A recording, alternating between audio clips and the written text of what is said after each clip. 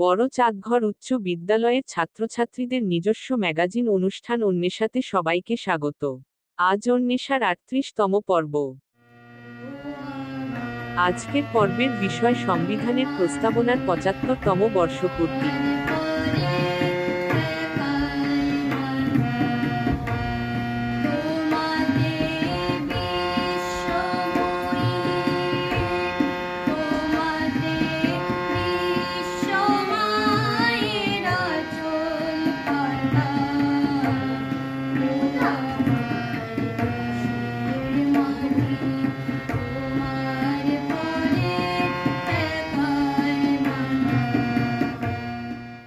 এবছর ৭৬তম সংবিধান দিবস পালিত হচ্ছে।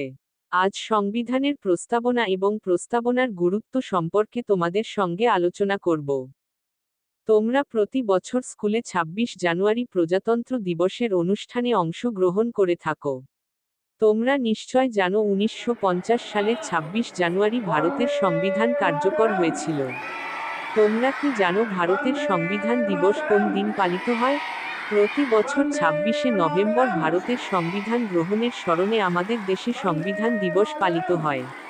১৯৪৯ সালের ২৬শে নভেম্বর ভারতের গণপরিষদ ভারতের সংবিধান গ্রহণ করে, যা ১৯৫০ সালের ২৬ জানুয়ারি থেকে কার্যকর হয়।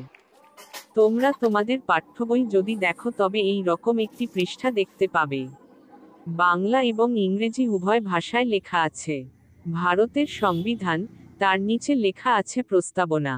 আমরা, ভারতের জনগণ, ভারতকে একটি সার্বভৌম সমাজতান্ত্রিক ধর্মনিরপেক্ষ গণতান্ত্রিক সাধারণতন্ত্র রূপে গড়ে তুলতে সত্যনিষ্ঠার সঙ্গে শপথ গ্রহণ করছি এবং তার সকল নাগরিক যাতে সামাজিক, অর্থনৈতিক ও রাজনৈতিক ন্যায়বিচার, চিন্তা, মতপ্রকাশ, বিশ্বাস, ধর্ম এবং উপাসনার স্বাধীনতা, সামাজিক প্রতিষ্ঠা অর্জন ও সুযোগের সমতা প্রতিষ্ঠা করতে পারে এবং তাদের সকলের মধ্যে ব্যক্তি সম্ভ্রম ও জাতীয় ঐক্য এবং সংহতি সুনিশ্চিত করে সৌভ্রাতৃত্ব গড়ে তুলতে আমাদের গণপরিষদে আজ ১৯৪৯ সালের ২৬শে নভেম্বর এতদ্বারা এই সংবিধান গ্রহণ করছি, বিধিবদ্ধ করছি এবং নিজেদের অর্পণ করছি।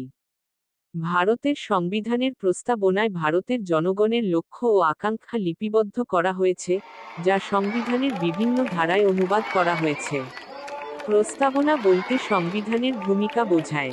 গণপরিষদের সামনে উদ্দেশ্য ছিল ভারতকে একটি সার্বভৌম গণতান্ত্রিক প্রজাতন্ত্র হিসেবে প্রতিষ্ঠা করা এবং এর নাগরিকদের ন্যায়বিচার, স্বাধীনতা, সাম্য এবং ভ্রাতৃত্ব নিশ্চিত করা।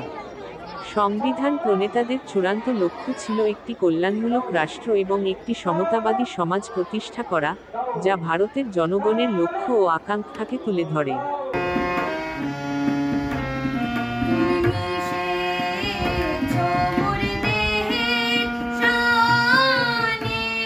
সংবিধানের প্রস্তাবনাকে ভারতীয় সংবিধানের দার্শনিক ভিত্তি বলে অভিহিত করা যায়। কারণ সংবিধান রচয়িতারা যেসব সামাজিক, রাজনৈতিক ও অর্থনৈতিক ভাবধারা দ্বারা অনুপ্রাণিত হয়েছিলেন ভারতীয় সংবিধানের প্রস্তাবনায় তার বাস্তব প্রতিফলন ঘটেছে। ভবিষ্যতের নাগরিক হিসেবে তোমাদের সকলকে সংবিধানের প্রতি শ্রদ্ধাশীল হতে হবে এবং সুনাগরিক হিসেবে যথাযথভাবে দায়িত্ব ও কর্তব্য পালন করতে হবে। সংবিধান দিবস উপলক্ষে ম্যাগাজিন অনুষ্ঠান অন্বেষার আজকের পর্ব শেষ করছি।